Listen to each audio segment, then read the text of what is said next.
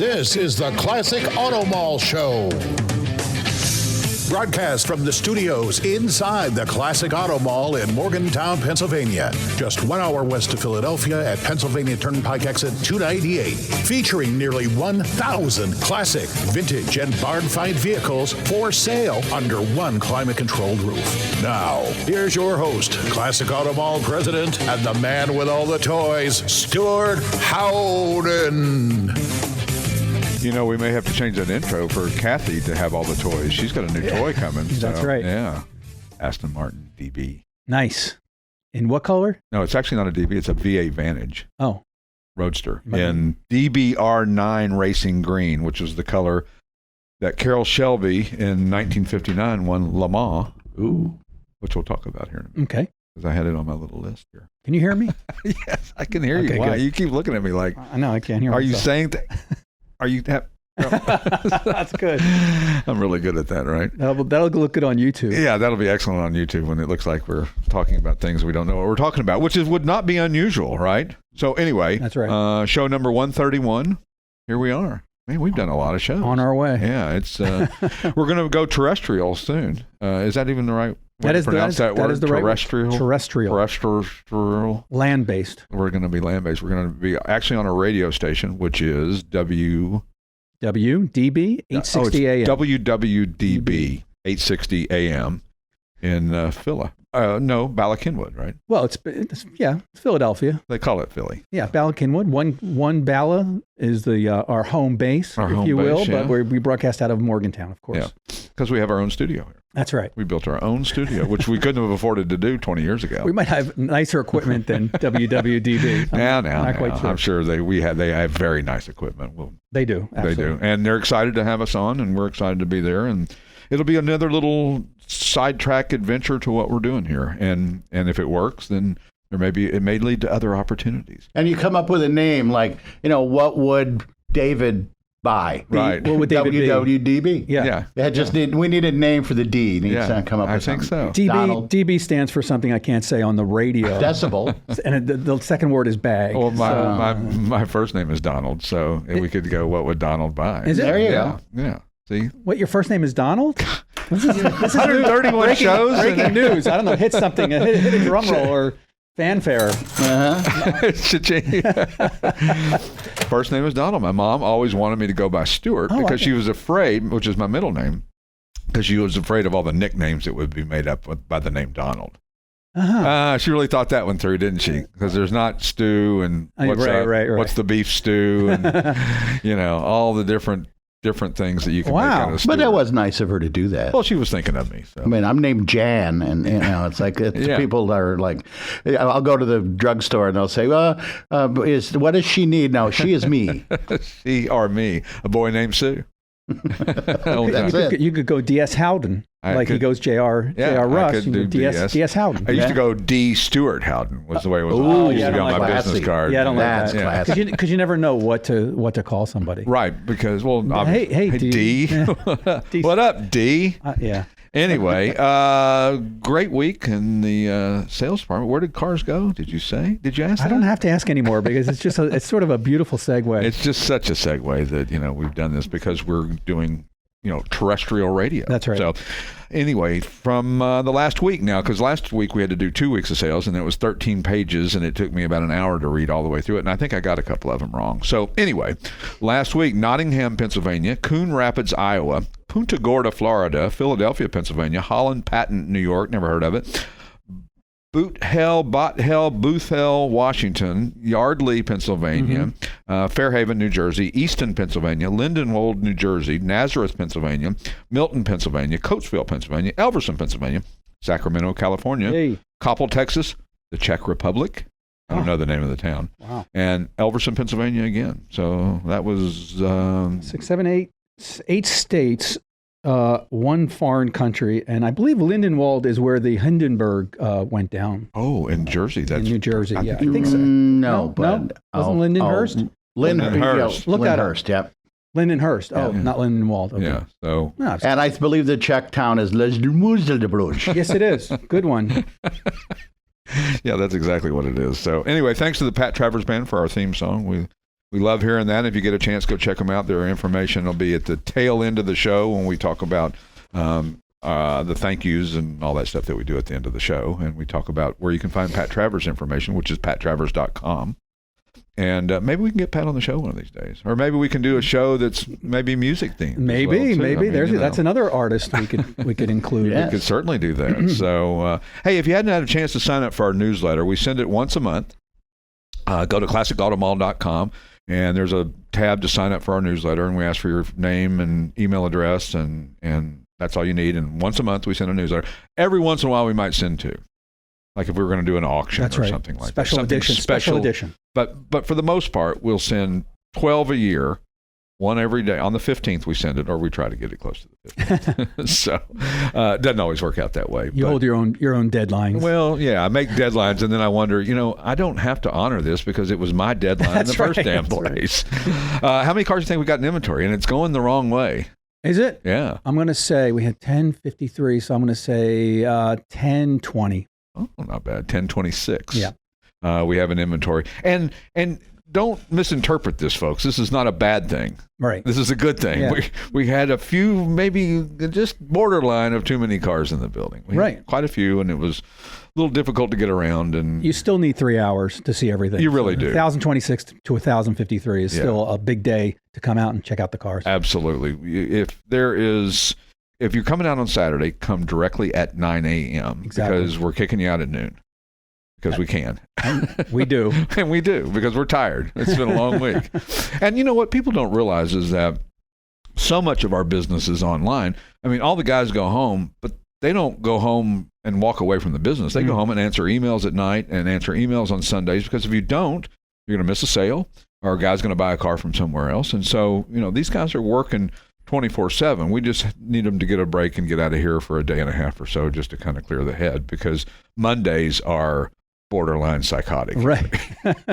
Kathy funded 9 vehicles Monday. Wow. Yeah. And we sold another 7 on top of that. I mean, sold and funded are different, because sold may mean we just took a deposit on a car and we're waiting for the balance to be paid, or for it to be inspected, or for it to be whatever. Whereas funded means we've got the clear funds, and now we're going to physically fill out all the paperwork and send that to the new owner. And 9 of them on Monday. Amazing. So that's why she got the new car. I'm just glad cars are still selling. Well, that's never know. Pretty important thing for this for this business. Yeah. Don't we have applause for her somewhere? I think we do. I think I have clapping. Second row, yes. Yeah, I think so. There we go, Kathy. Just for you, Kathy. Yeah. Well, and that sounds like Carnegie Hall clapping. Yeah, that sounds like, it's polite. It's very Echoey. polite clapping. It's just maybe a pat of the hand to the... It's about 6 people is what it is. It's like 12, I think. A pat to the palm. A pat to the palm. But anyway, she got a nice gift for that, and we'll talk about that in a little bit. So anyway, some of the new inventory we got in. Yes. We got some great stuff in. Oh, but before we get to that, one of the things that somebody asked me is the podcast just only about classic cars? No, it's about all kinds of cars. It's about sports cars. It's about classic cars. It's about muscle cars, antique race cars. Race cars.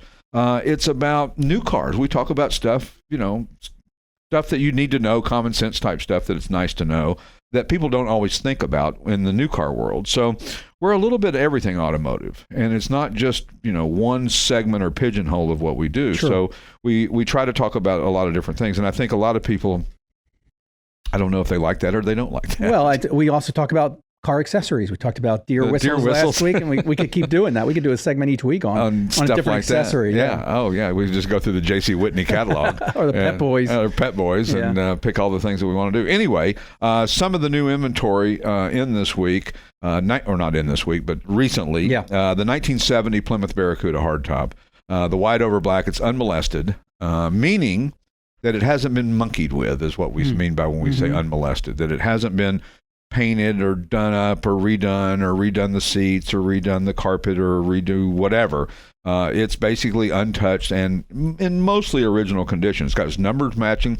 This 318, not the big motor, it's not the 440, but still a desirable car, especially in original type condition. Numbers matching, A904 automatic transmission, got the original window sticker. It's the first year for the E-Body Barracuda in the Grocery Getter 318, we call it. So, apparently a bulletproof engine. I'm not a Mopar guy, but 318 was a well-regarded engine. Yeah, and I mean, it wasn't, again, we've talked about this on the show before. We don't make fun of a DZ302 in a Camaro. We don't make fun of a 302 in a Mustang, a GT. I mean, there's nothing wrong with a 300-ish cubic inch engine. Yeah. And a lot of the new V8s are smaller cubic inch. I mean, if you look at some of the Mercedes and some of the BMWs, they're 300 to 400 cubic inches, but they may have twin turbos and different things like that, not necessarily normally aspirated. Right. But and it's got a 2-barrel carburetor and an automatic transmission. So, Barracuda. See, I sang. There's my singing from heart. I love the Barracudas. I do too. They are the coolest looking thing. Did you see the new Chargers coming out? And I did. Actually, I guess it's all electric, and then they're going to introduce combustion engines later. So they're initially going to offer it in electric form, right? And then there'll be later on they'll add some good-looking cars. I did see that same kind of body style on both. Except of them. now you can get it in a 2-door form, which was always interesting when they brought the Charger back, and they brought it back in 4-door only, which I thought was we must have seen the same odd. video. I know exactly what you're talking about. Yeah. And you did mention we have a convertible Challenger here, We do. right? We do. And that's the one car I could never understand why they didn't make that in a convertible, because that would have been a gorgeous car. It is a gorgeous car. And you know what's interesting is that, when in 1976 was the last year for American-made convertibles. I mean, the liability, the insurance, the structural part of it, all of it was just too much. And they decided, we can't make convertibles anymore. They went away for a while. And they went away for, I don't know. I know that aftermarket companies were making them. It'd be interesting to know, if anybody knows, podcast at classicautomall.com, when they brought back convertibles, actually brought them back. And I think it probably would have been sometime in the late 80s. Yeah, well, I remember when the Volkswagen Rabbit convertible, is that what it was called? The Rabbit? The square one. We have one the here. Golf or the Rabbit. The Golf Rabbit came out convertible. That was like the hottest car on the market because it was one of the only convertibles available. And they were fun to drive. And that was mid-'80s. So mid-'80s, Those Volkswagens were, underappreciated in some respects. So the guys that knew, like the Golf GTI, or the whatever other guys they had that in, it was a solid, fun driving, quick. Fast would be the wrong word. Quick would be a better term for it. But those things would go. And of course, if you got it with the 3 pedals and the stick in the middle, then it would be better. Anyway, interesting thing about this Barracuda is it's no stripes, no wild paint, no badging, no wide tires, it's just a very plain looking car, but it's cool in that respect. Right. It's cool that it's plain. So anyway, when we return, we will talk about something. Well, we got a little more time than I thought. So. Well, we have a number of cars they're sort of restored to original and not modified. So you talk about fat tires and different exhausts and bigger engines and stuff. It's so nice to see one that's sort of in its pure form. Unmolested, as we like to say. Yeah. Well, it's because so many people want a little more performance out of a car. So many people want better braking. They want better handling. They want air conditioning. Right. I have a friend of mine who, I don't care what kind of car he buys, he can buy a 32 Cadillac V16 Roadster and he's putting air in it. He'll figure it out and he's going to put air conditioning in it. So anyway, when we return now, correctly, we'll talk about some new inventory here at the Classic Auto Mall Show. Buying and selling via consignment is safe, easy, and secure. We advertise, sell, and ship worldwide. And if you'd like to know all the advantages of selling your car through consignment, the information's available on our website, or you can talk to a classic car specialist who can answer all your questions. Plus, you can easily search our inventory online at classicautomall.com. And we're back with the Classic Auto Mall Show from the Classic Auto Mall studio in Morgantown, Pennsylvania. Here we are on whatever day it is. 131 weeks later. We started this madness, and things are happening. We're starting to see a little bit of movement and traction. We're starting to advertise the podcast show a little bit more. We've changed it from, we talked about this last week, we've changed it from a podcast to a show. We want it to be more of a show, a festival, if you will. A show instead of just a podcast. Podcast sounds very... So in order to rebuild the carburetor, the Venturi butterfly, it's that sounds so cut and dry and very, segmented, and we're just going to talk about technical stuff. And no, we're going to talk about fun stuff and car stuff, and we were just talking about Amelia Island, which is one of the great concours of ever. That's down in Florida in the beginning, or in early spring, early March of every year. And right now it's happening. Right? It was just recently. It had just finished, and it's amazing because it's a part of the world that can get un-Florida-esque weather. You know, it could be kind of cold down there. I mean, they could get snow. This is Jacksonville. I mean, it's not without the chance to get some kind of foul weather when you're down there. So, but boy, it's a beautiful part of the world. And the cars that they get are just absolutely stunning. I mean, this year's cars, the winners were a beautiful 60s, 61, 62 Ferrari GTO owned by David MacNeil, who runs WeatherTech, who we were talking about them. Sells floor mats. They sell floor mats, and they must sell it. And other stuff. They must sell a bunch of floor mats because... I bought a couple. Have you? I have them in 3 cars, yeah. Well, and the bump step. And the bump step, absolutely. Bump step, whatever that is.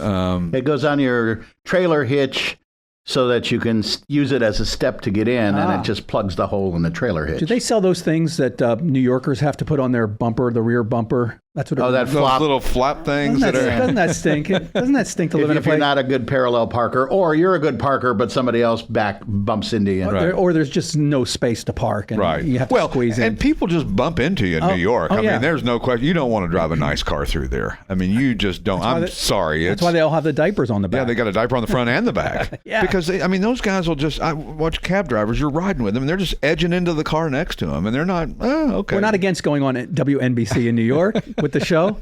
No. We're just not driving the nice cars. WABC is the talk station. Okay. We'll go there. We'll go there. I'm just not driving up there. No, we'll train up.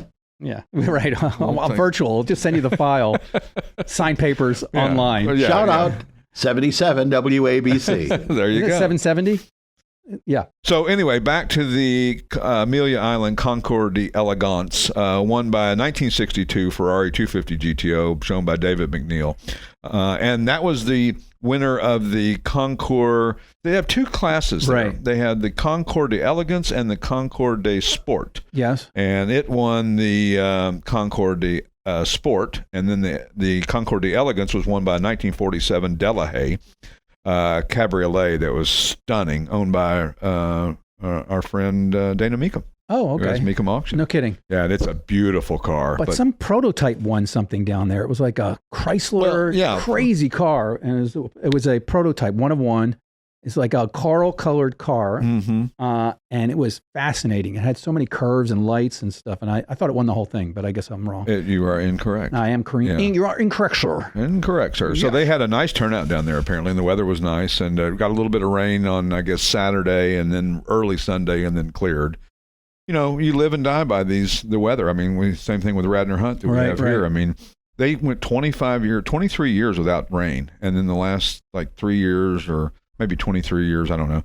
In the last 3 years, they've had rain. Yeah. You know, it just, I don't know, for whatever reason, the luck of the gods or unluck of the gods happens. So, and, you live and die by outside. That's why we have a nice 8-acre roof here. It may leak a little. It rains a little inside every 40 acres leak, but we have 8 acres. So, we cover. The nice thing is it's not. Talk about bucket list. We have buckets throughout. Yeah, we have a list of buckets in the building. So if that's our bucket list, that's right. then that's so funny. be it. That's funny. Yeah, that's hilarious. Write that down. Really, you should write that down and you can start patenting that. Greatest hits. Greatest hits. We can do a whole comedy show, all right?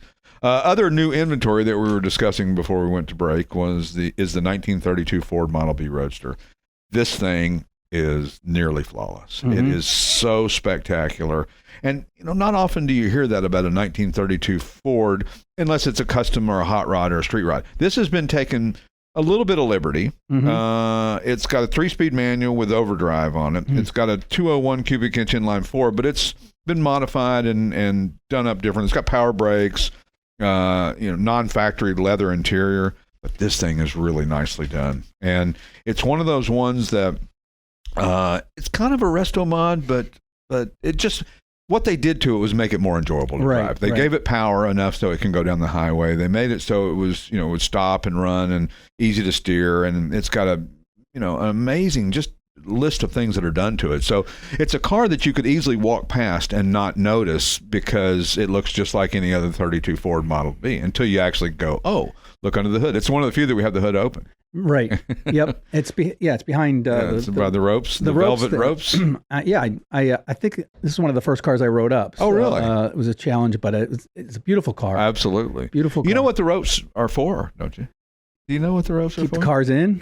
No, to keep the people out. Keep people out. People seem to have a hard time grasping that. Oh, no, I just wanted to go in and look at the car. Right. Oh, the ropes were only up for people that didn't want to look at the car. Well, the ropes we'll have a boutique room where the whole room will be roped, and you got to make an appointment. Make an appointment to be like a club. But you have to, it's just not. You can't just go all over it. This is a beautiful car, though, if you're in the market for it. It really is. Take a look at that one, and it's on the website. There's some great pictures of it. We try to take about 100 pictures of each vehicle, underneath, upside, to every side of it you can. And of course, not only is that good for our buyers, but it's also good for our writer and content editor, because what we found out is that you don't need to be here when you're riding. Right. Because if you're here, the distractions are just too many. There are distractions. I do like to, when I am here, once or twice a week, is to really get a feel for the new cars that came in, and if there's something about it. Like I sat in the blue Studebaker Silverhawk or whatever it's called. Avanti? No, it's the Silverhawk, the blue one. Yeah, with the modified engine, and just sitting in it was like, oh, this is a different feel, and you maybe have a different perspective of a car when you sit in it, right, exactly, as opposed to just looking at it. And driving them, each one of them is just off the charts, impossible. So, but we have Justin who helps do that, and he drives them, and then he gives you his report. And so somebody's driving them, and Justin goes out and drives them, and not only does he check the drivability of them, but he also makes sure the taillights are working, the headlights are working, and the blinkers and the horn and all that stuff. And he's got a little test. We have a test track here. It's really just a big parking lot. I call it the loop. The loop. Yep. You do the loop, and you just back up to one of the glass doors so you can see if the taillights and the brake lights. Amazing how many backup lights don't work on old cars for some reason. I don't know if people just disconnect them for some reason. Or maybe they go out and they didn't notice they go out, because that's something you might not notice. Like the new cars will tell you when something's out. For sure. But they won't. Which is nice, because you don't want to be going down the road. I remember I got pulled over one time in Bristol, Tennessee. I was at the drag races at the Thunder Valley, which is an amazing place for drag racing. And I got pulled over and I had a 1967 Pontiac Executive 4-door. Me and my buddy Bill from Atlanta were going to the drag races. And the policeman walks up to me and he goes, "Did you know that you only have one working light on this whole car?" Your left front headlight was the only working light on the car. I cannot believe he didn't take us to jail. We were just certain we were going to jail. So that reminds me of the story. I was driving from Vegas to Utah with a college buddy in his Subaru Brat in the middle of the desert. Were you relegated to the back seat? No, front in the middle of the desert. Right. Lights just fail on the car. Just go out. It is pitch black. I don't remember what happened after that, but that's just there's just no good that can come from that. In the middle of nowhere with no lights. I mean, and it's probably not an easy fix. But we did get to see the stars very clearly, right? Because there's not a light. Nice, right? Not a lot of lights out there. None at all. Yeah, and of course, then you're really in trouble. It's funny. You get these road trip stories of these cars. We'll have to tell a few on ourselves as we go. I had an Audi 100 LS, and we were going to go from Knoxville, Tennessee, me and my buddies, down to Rome, Georgia, to Darlington, where I went to boarding school. And this was after I had left Darlington and gone back to Knoxville to live and go to West High School. So we decided one weekend we're going to go visit all the girls we knew down in Darlington. Both of them. We got in the 1976 Audi 100 LS that my dad had bought me because he thought it was very European and cool. And how would I dare want a Camaro or a Trans Am when I had an Audi 100 LS? Right. So the last words my dad said to me is, "That car gives you any trouble, just turn around and come home." Okay. Oh, of course. Whatever, sure. Halfway to Chattanooga, it all of a sudden won't go over 8 miles an hour. Oh my God! Which is not bad if you're on the flat, the emergency lane. But when you're going up a hill and it's a bridge when there's no emergency lane and you got to get into traffic and you're doing 8. Oh my goodness! And trucks are just hauling by. So I called him. We were in somewhere, and he says, "What did I tell you? Turn around right now." I said, "No, we're not going to." He goes, "You're going to turn around." I was 16 years old, Mr. Defiant. Yeah. So we made it all the way to Rome. Finally, it took us like Normally it would be about a 3-hour drive. I think it took us 9 hours to get there. And we got there and we hung out for the weekend and we came back and the same problem. It wouldn't go over about 8 or 10 miles an hour. And we finally get to Ringgold, Georgia, just before you get to the Tennessee line, and it wouldn't even go over a speed bump at the truck stop. Really? So I called my dad and I said, we're leaving it. And he goes, what do you mean you're leaving it? I go, we're just leaving it. But you got good gas mileage on the way down. Excellent gas mileage. It was, I think it got 40 miles to the gallon. Yeah. Everybody thought it was a Mercedes back in the day. Sure, they didn't know what an Audi was. No, I'd never heard of an Audi 100 LS. Very few of them. Very underpowered. Yeah. And we rigged it up with a bunch of speakers, and we had like 2 home speakers in the back and 6x9s in the deck and speakers everywhere. That's funny. Back when they were a thing, I rented a Geo Metro convertible in San Diego, and that's a little 3-cylinder. Yeah, well, and my wife and I wanted to take a ride to the east, which you go up the mountain as you're heading toward the desert. Right. And it was the same thing. It was, I kept pulling over. I was on the shoulder at one point until we could finally get off the expressway because it just couldn't do that hill. It just wouldn't do the hill. So my dad was extremely mad at me for a long period of time after that. Yeah. I just didn't listen. I have a listening problem. So anyway, it was fun, and it was one of those stories that you'll remember. And there's lots more to the story, by the way. Okay. I just can't good. tell it. Oh, okay. Right. There's a lot of stories that I have in the little archive up here. Right. So it was that can never come out. The girls expected you in 3 hours. Yeah, 9 hours later. You didn't show up 6 to 7, 8, 9 hours later. We slept on the gym floor. Okay. Yeah. Professor Campbell let us sleep on the gym floor because we were supposed to get a hotel room and they gave it away because we were late. Right. And there was no cell phones and we weren't going to pay phone. We were going to put 90 nickels in. Yeah. Remember those days? Oh, yeah. To try to get, all the way to Georgia, cha-ching, cha-ching, cha-ching. So, it's so funny how before cell phones, how we made things happen. We survived. Yeah. Had parties and had gatherings and get-togethers, and we knew where everybody was, and we knew how to get a hold of people. I mean, and there was phone books and information. You call 411. Yeah, and there were out in L.A., there were phones on the freeway. On the freeway, yeah. And they weren't for personal use. They were if you're in trouble. Right. That's true. You call your girlfriend. That's true. Hey, babe, how you doing? I'm on the 405. Sepulveda exit. I never forget when I got my first cell phone. I was down in South Florida, living in South Florida. And, of course, I went on the beach, stood in the ocean, and then called everybody I knew. Guess where I am? I'm standing in the ocean. They're like, no way. That was awesome. One of those big brick Motorola phones. Sure. With the strap. And Now, this one was just the one that fit in your pocket. The portable one. Right. Not the bag phone. With the solid antenna. With the big rubber solid antenna and the big gray thing. Barely fit in the back pocket of your jeans. Cool. Look cool, though. And the best service of way better service than today. Interesting. When we return, we will discuss more about inventory in here that we haven't gotten to. The segments go fast when you're not paying attention. We'll be back with the Classic Auto Mall Show in just a couple of minutes. See you then.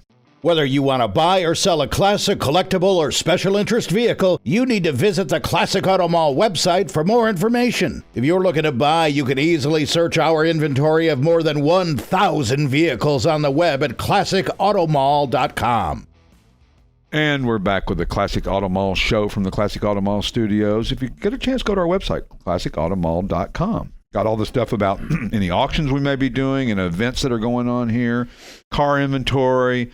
Don't forget all the sites we're on. Any podcast site that's out there, we're on. iHeartRadio, Apple TV, not Apple TV. Where's the list?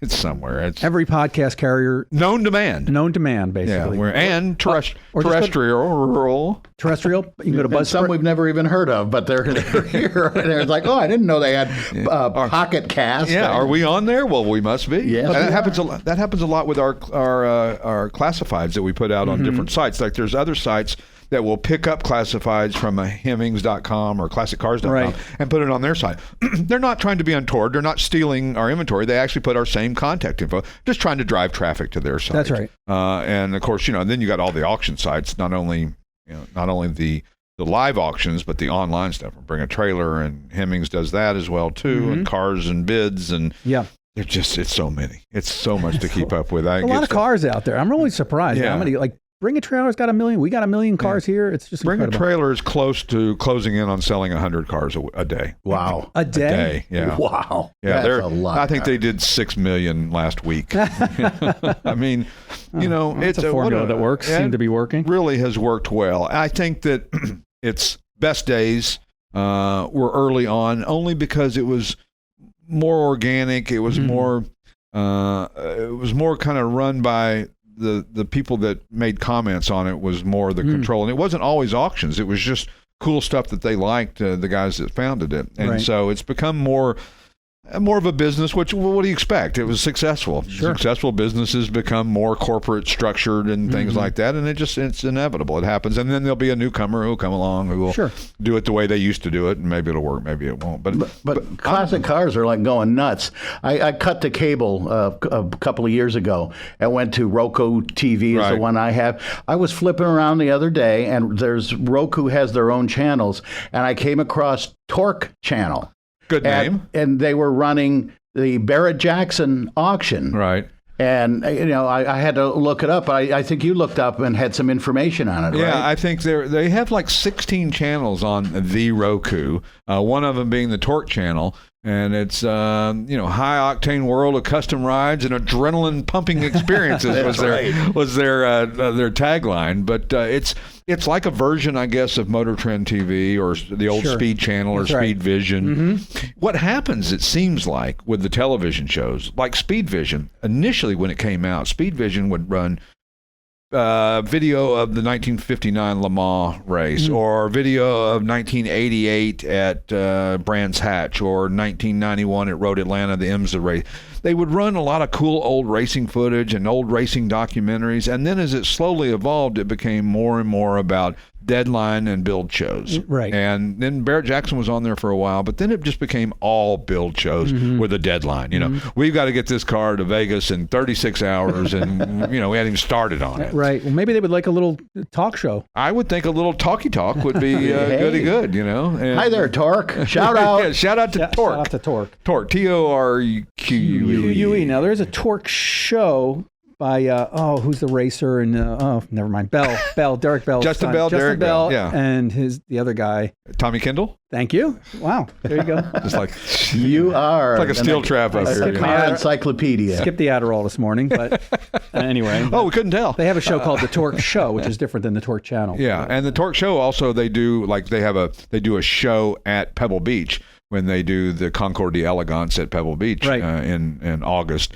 And they have a show where they talk to people that are entrants. They talk to celebrities. Basically what we do, except they travel and they have $1 million. Stay in fancy hotels. They have a whole trailer of equipment. Are we going to ever get through the new inventory? No, go ahead. Probably not. How about, this will be right up your, this is in your wheelhouse. I know. 91 Nissan 300ZX twin turbo, cherry red pearl over charcoal black, 27,000 original miles.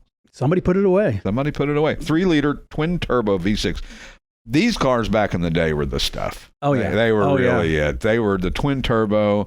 This was a great car. The timing belt service was done just less than 2,000 miles ago. All-wheel steering, and with the window sticker comes with it. And this thing is factory fresh.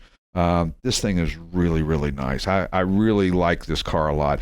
I think that you don't see them in cherry red pearl as often. You see a lot of them in white. Right. See a lot of them in gray. Black sometimes. Black, but not a whole lot in the cherry red. So if you want to stand out, then. But it's also a low key color. It's kind of like a maroon. Sure. Like it doesn't. It's not a flashy color. It's kind of a pedestrian color. Yeah. And that's why I like it. I do too. Kind of under the radar. And they're really fun to drive. Yeah, apparently. Yeah, they are. Well, you should come drive them every once in a while. Yeah, no, that's. Or maybe we should drive them and put it on our show. Well, there's a novel concept. There you go. Hey. That's right.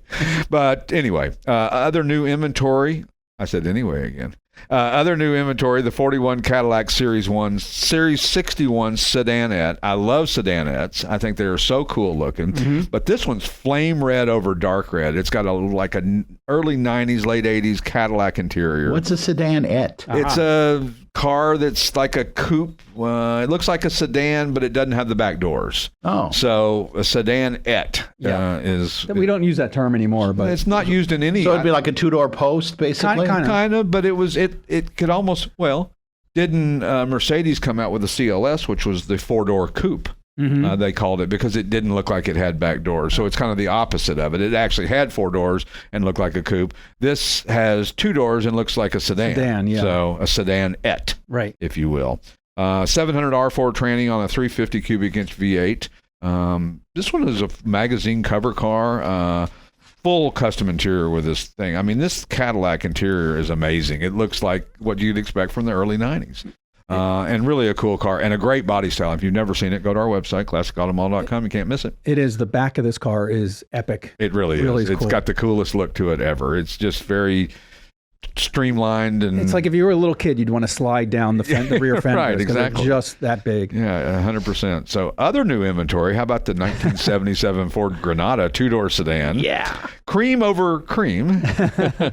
50,000 actual miles, long-term family ownership. Right. 302 cubic inch V8 with a C4 automatic. See? How cool is this? I mean, you remember that the Granadas were advertised as the alternative for a lot less money than Mercedes. That's right, exactly. I never really saw that. All of their ads were comparing it to the Mercedes. Yeah, in the way that the comfortability and the drive line, and the way it performed and the way it looked. A lot of styling cues that they borrowed, and I guess that's okay. Listen, flattery is the sincerest compliment, whatever. Yeah. But it's an interesting car because they're not ones that you see at all, because you can't afford to restore them, because then you'll be upside down in them, because probably, they're not going to be. You could restore one of these and spend $30,000 or $40,000 and you never get your money back. Right. That's the problem. Exactly. So if somebody restores one, they do it out of the love of it, which I love, and it's great. Good or luck.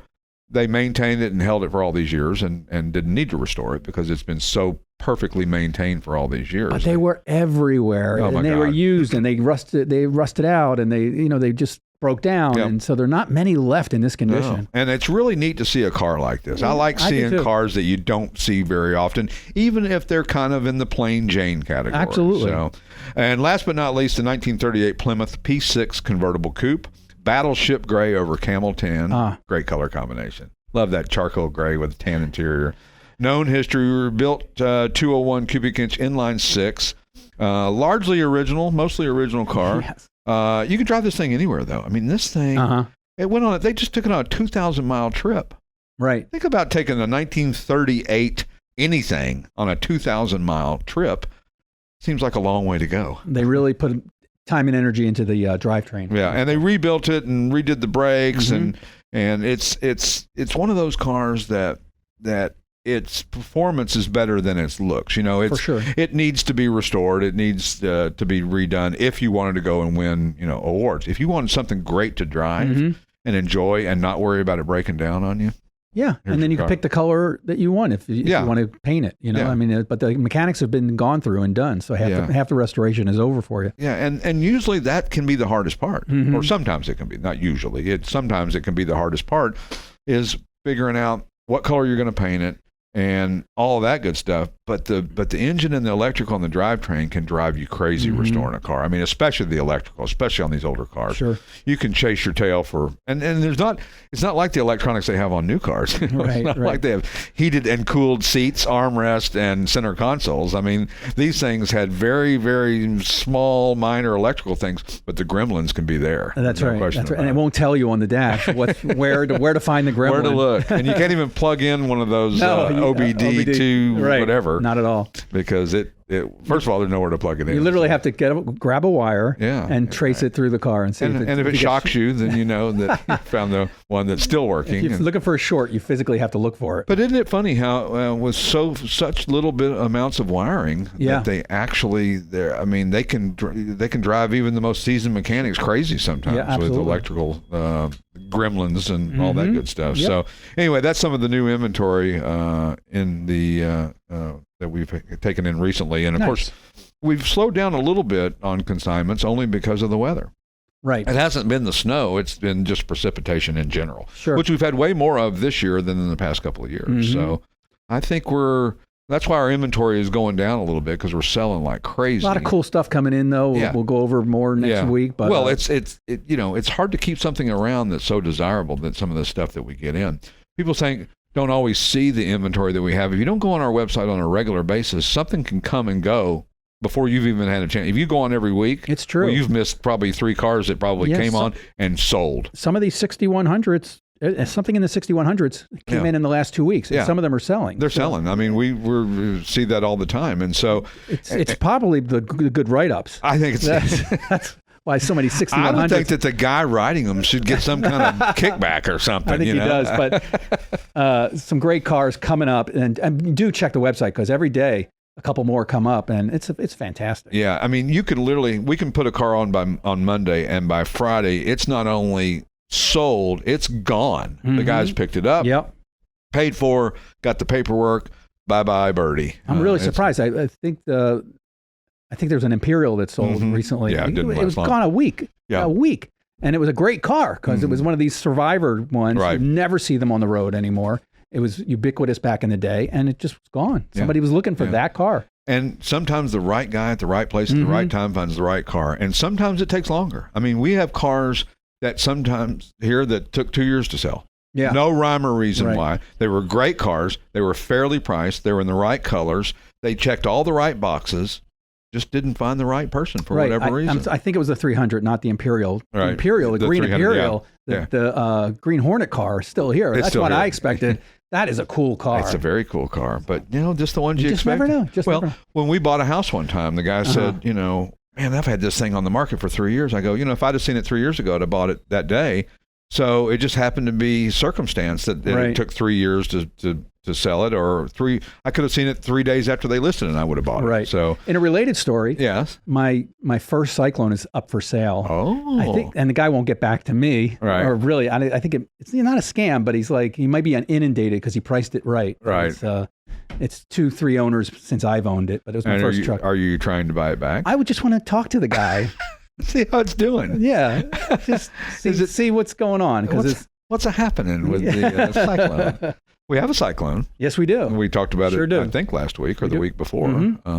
Those are really popular. Those and the Typhoons.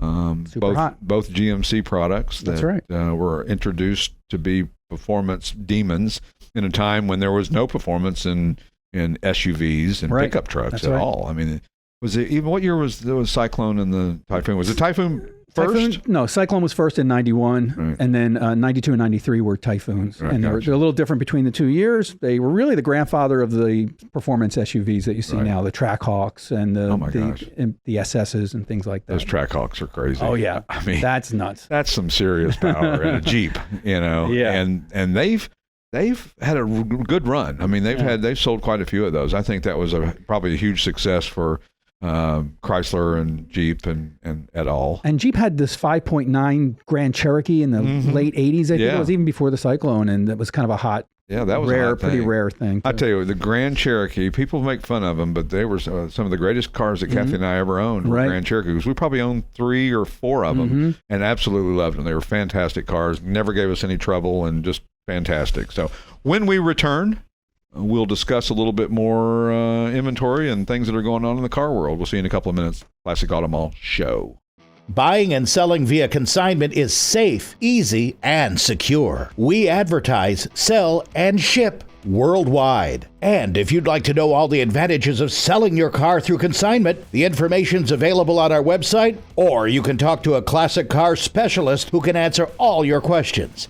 Plus, you can easily search our inventory online at classicautomall.com. And we're back with the Classic Auto Mall Show from the Classic Auto Mall Studio, Morgantown, Pennsylvania. I'm playing to the YouTube crowd. Hey, how you doing, YouTube? Nice to see you. Thanks for listening, watching, whatever we're doing. What are we doing? We're doing. We're done with all the segment 4. We're done with new inventory. Yeah, we're done with new inventory. So, and this is not just a podcast. We try to tell people that and explain to them that not only is it not just about classic cars, it's not just a podcast either. We have visual stuff, we have pictures. We try to show the pictures of the car when we're talking about them, so you can have a real reference of what we're actually babbling about up here, and able to see that there's the car they're talking about, and I've seen that there.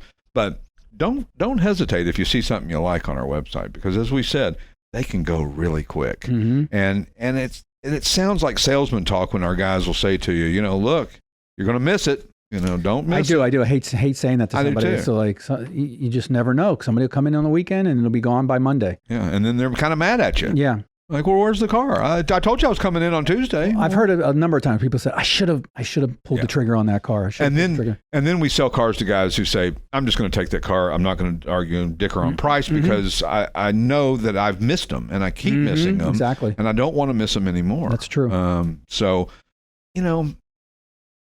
we just try to tell you the facts here. That's it. We really do. Just the facts, Just the facts, ma'am. That's all we try to do. But it sometimes sounds like salesman talk. So Right. I'm sorry if that's the case. We don't try to make it that way. There's no pressure here at all. That's the beauty of it. But if you're interested in the car and there's an inkling of purchase, maybe pull the trigger. Yeah. And listen, if you don't buy the car for any reason, we'll pat you on the back. We'll thank you for coming in. We appreciate your business. We appreciate your thinking about us for business. Mm-hmm. If you don't buy it today, maybe next time we're the right place for you. If something changes in your life or something happens, then, that's cool. We get it. Plus, we each not salesman. What do you Car call them? Car specialist. What do you call those guys? Sleepy today. You're taking your drugs. Did you have enough coffee today? Apparently not. Apparently not. What was I I forgot what you were going to say.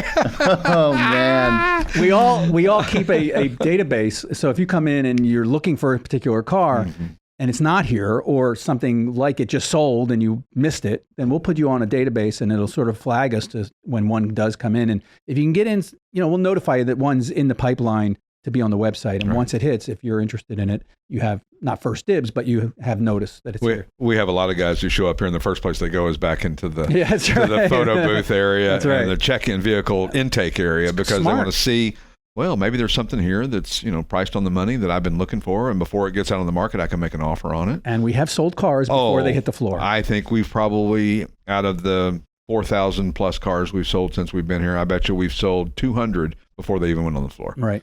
And so what happens is the guy comes in, sees it, says, "Oh, I'll take that." And gosh, we hadn't even photographed it. We hadn't even written the description. We don't even know a lot. We're just trying to figure it out ourselves. Right.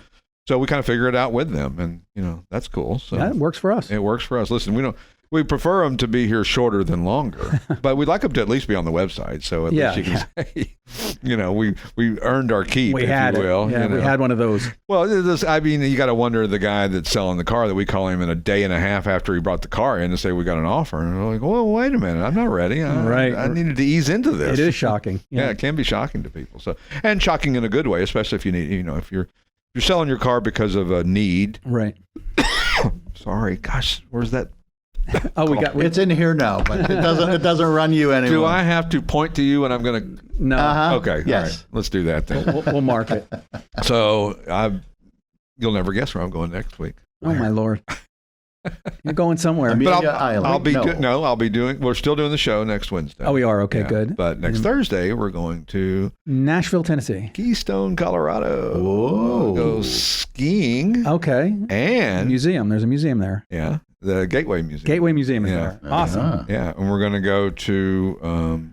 We're going to snowmobile above the tree lines. Nice. On the Continental Divide. That's Be awesome. careful. Yeah. So, thanks, JR.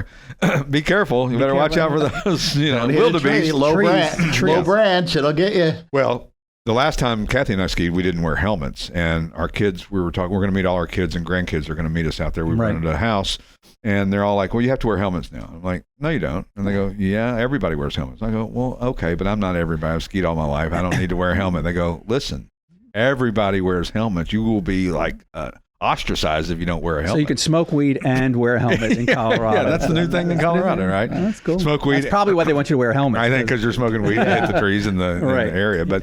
But apparently it's a thing. And like I said, the last time I skied was 10 years ago, probably. Wow. So it's, I guess, changed. Mm-hmm. Of course, Keystone's had a lot of snow lately, too. Have they? I mean, they've had like 180 inches or something this year. Of course, you don't want to go to the Sierra Nevada in California. They had 10 to 12 feet. It's the pass, the big pass over there. I've been on a snowstorm on that pass, the Donner Pass. That is not a place you want to. It's really scary, actually, because there's huge trucks. The speeds are crazy, and if you can't see out your window because of snow, it's really bad, scary. Well, it's scary to do that. It's also scary when you watch these ships going across the Atlantic in storms when they're going up and down and their nose is diving into under. I think that would be so scary. Right, and the waves are 50, 100 feet tall. On these big boats and these container ships, and all of a sudden the cargo is going flying off the ship. I wonder, what was in that? Yeah, exactly. Cars. Remember the ship? Yeah, that's right. Went down. Didn't we talk about that on the show when it happened? I'm sure we did. That's show number 26, I believe it was. 26D. Reference that. All those poor cars. Anyway, looking forward to the snowmobiling. I've never snowmobiled. That's going to be fun. Yeah, so we're going to go. It'll be a guided tour. It's like 2 hours. And that's awesome. They take you into this area where you, in a bowl where you can kind of get the feel of it. And then you take off and you go up into, the tree line. That's awesome. Up above the tree line. Right. So it'll be colder and crap. That's all right. You'll be bundled up. That's too much winter for me. My weekend is this weekend, the St. Petersburg IndyCar race on the streets. Yeah. I did that one time. Yeah. It was wonderful. Yeah, I happened to park. I wanted to see Tropicana Field. Right. And I drove over by it, and then I see a bus, shuttle, parking and shuttle to the race, $10. I'm like, okay. Yeah. So I went and walked all over the place, and they were in a parking garage by the, I forget what artist, like Guggenheim Center or somebody like that. The museum, yeah. And that is, the parking garage was the pit garage. And you're just walking right through. Hey, and at the time it's like, hey, there's AJ and there's Mario. And it was really a cool event. Well, and especially when you stumble onto something like that. That's what's so cool. It's like our kids just moved to moved to Colorado Springs. Mm-hmm. And I forgot, I wasn't thinking about it. Pikes Peak is right there. Oh, so wow. we're going to go stay with them and go to see the race and do the whole Pikes Peak thing. One of my bucket list is, and you'll appreciate this because it's music related, is to go to Red Rocks, wherever that is in Colorado, It's and somewhere in Colorado. see Zach Brown or Keith Urban or somebody at Red Rocks or James Taylor. It's just a vibe band. Yeah. So it's on the list, but I don't know where it is in Colorado. It's somewhere in Colorado. I think it's outside of Denver, actually. It is. It's up by the Red Rocks. Just when you get to the Red Rocks, turn Thanks, right. Professor. That's why he gets the big money. Thank you, Professor. So anyway, we've been talking about Kathy's new car, the 2008 Aston Martin V8 Vantage Roadster. 4.3 liter V8, 380 horse, less than 5,000 original miles. Yeah, this thing has been baby. Somebody had it in a stable. Yeah, a guy who owned a bunch of cars. Right. And it came out of Florida, and it's got all the documentation, all the paperwork, everything you want when you buy one of these cars. Because understand that these aren't cheap to fix when things go wrong. That's right. And you can still spend a lot of money even with low miles on these things. But you have to just kind of prepare yourself for that. Sure. And if you're buying a European sports car that's a late model, 80s, 90s, 2000s, whatever, you're going to be prepared to spend a little bit of money. It's just part of what happens. It's inevitable. Things are going to go wrong, and they're not particularly cheap. That's right. But it's a beautiful color. It's the DBR9 Racing Green over Sahara Tan. And, of course, the color is, we talked about the 1959 Le Mans winning Aston Martin DBR1, driven by none other than Carroll Shelby. Wow. Won overall at Le Mans in 1959. Right? Now, that was Aston Martin's swan song. That was their year that they did as well probably as they ever did. I think they won the championship that year, and I think it came down to the last race at either the Nürburgring or something along those lines. Anyway, but Shelby and Roy Salvadori were the driver. And second place was another DBR1 Aston Martin, and the next closest competitor at the Le Mans in 24 hour in 1959 was 25 miles away. Really? 25 miles behind. Wow. That's incredible. Yeah. That's. You see these photo finishes, and then this is not a photo finish 25 miles. You'd have to have the exposure on the camera like forever. Right. It would just be streaks. 20 minutes later, it comes in. Yeah. So anyway, we're excited to get that. It's on its way up from Florida as we speak. And this is normally aspirated, yes? It's normally aspirated, yeah. V8. They make them, the DBR9s, I think you can get in V12 form. Yeah. And there's other ones as well, too. And this is a 2008, so it's no spring chicken. No, it's 16, 17-year model years. It's going to feel like an antique to you after has Stickman navigation, But the green digital display. It's Pong.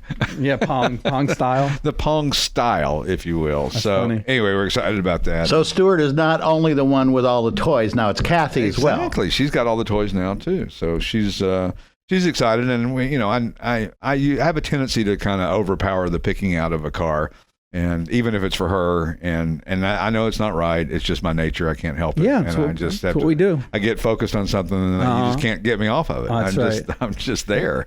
If my kids say, hey, I really like the Subaru Crosstrek. I know everything. By the end of the day, I'll know everything about everyone on the market. I thought about buying a Subaru Outback. Yeah.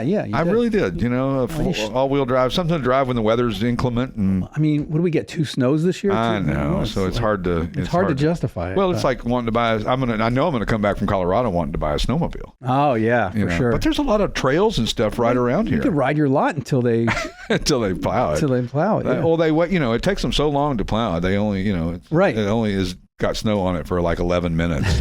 These guys are like, they're out there. I believe it's snowing. You feel it's snowing? Can you tell if it's snowing? Is it snowing? I think it's snowing. It might be snowing. No, it's just rain. No, it's snowing. No, it's just fog. No, it's snowing. They're out right away. They're out there because Cha-ching. They've had unfortunately, terrible business for those guys. I mean, those guys have had no business. It's true. And they've got lots of money tied up in these plow trucks and plows and trucks, and then they get no snow. Right. And we've had negligible snow in the last 3, 4, or 5 years. They have to years. diversify. I work with one out in Fort Washington, and they do pool service, I think, during the summer. So lawn care. Landscaping is a big side thing. Yeah.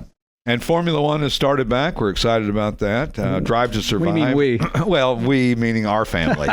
I've got Kathy watching it. Garrett and Kathy and I watch it every. No, of course, last week it was on at 10 a.m. on Saturday. Yeah, it's usually on Sundays. Right. And then this week it's going to be 10 a.m. on Saturday, which is a bad time for us. It's a work day. And then the next week is going to be like 3 a.m. from Japan or something. And then the next day it's going to be midnight. Mm-hmm. So I can't stay up this late. Well. Have you heard of IMSA racing? Yeah. They run at normal times. Reasonable hours, American racing. So Drive to Survive is the F1 behind the scenes show, and that's restarted about a week ago. And of course, we watched every episode with it. And it's about the 2023 season. Sure. 2024 is racing now. Andretti Cadillac tried to get in, but they didn't let him. So we don't know what's going to happen with that. And Lewis Hamilton's last year with Mercedes. He's going to Ferrari next year. Shut up. You could feign some kind of interest. Lewis Hamilton. Something that I'm interested in. And we always thought that Lewis would retire at Mercedes. That was always. I remember he runs. I do. He won 7 championships for Mercedes over the years that he drove with them. And you just thought he would retire there, and like a lot of drivers do. But it's almost the Peyton Manning syndrome. If I was the Indianapolis Colts when Peyton Manning was in contract negotiation, I would have said, look, we're going to keep you no matter what. And when you're done playing, we're going to put you in the front office, and you're going to be the consigliere to all the players because he's so smart. And the same with Lewis. He knows the cars. So anyway, thanks for joining us. We'll be back next week. Taking with a shot. Another shot. Anyway, I'm going to line them up. Talk to you later. This has been the Classic Auto Mall Show with your host, Stewart Howden. Executive producer, Steve Safir. Produced and engineered by yours truly, J.R. Russ. Available on ClassicAutomall.com, YouTube, or wherever you get your podcasts. Music courtesy of the Pat Travers Band. For tour dates, contact, and stuff, visit PatTravers.com. Produced by Car Smarts Media. Copyright all rights reserved.